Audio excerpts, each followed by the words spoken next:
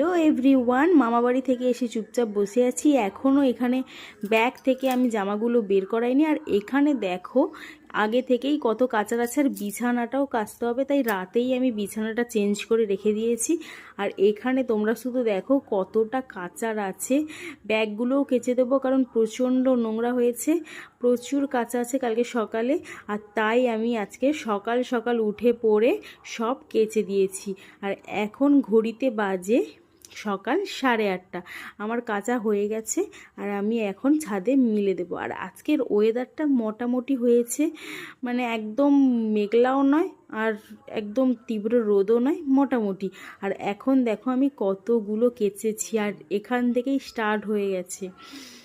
মেলার জায়গা নেই বলে এখান থেকেই মিলে মিলে মিলে মিলে গেছি। আর দেখো তোমরা শুধু মেলাটা, প্রচুর কাঁচা হয়েছে, প্রচুর।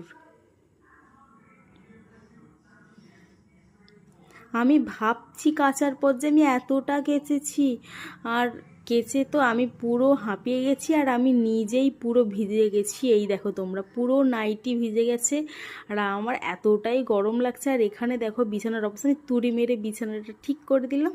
আর কিছু টিফিন করা হয়নি, তাই ওকে বললাম তুমি কিছুটা নিয়ে এসো। ও ঘুগনি আর পরোটা এনেছিল, আর ও কাজে যাবে তাই তাড়াহুড়ো করে খেয়ে নিচ্ছে। আমিও একটু খেয়ে নিলাম ওর সাথেই। আর আজকে হবে মাশরুম, তাই এখন মাশরুমগুলো আমি ছাড়াচ্ছি আর তোমাদের সাথে আমি শেয়ার করছি। আর কার কার মাশরুম খেতে ভালো লাগে অবশ্যই কমেন্ট করে জানিও।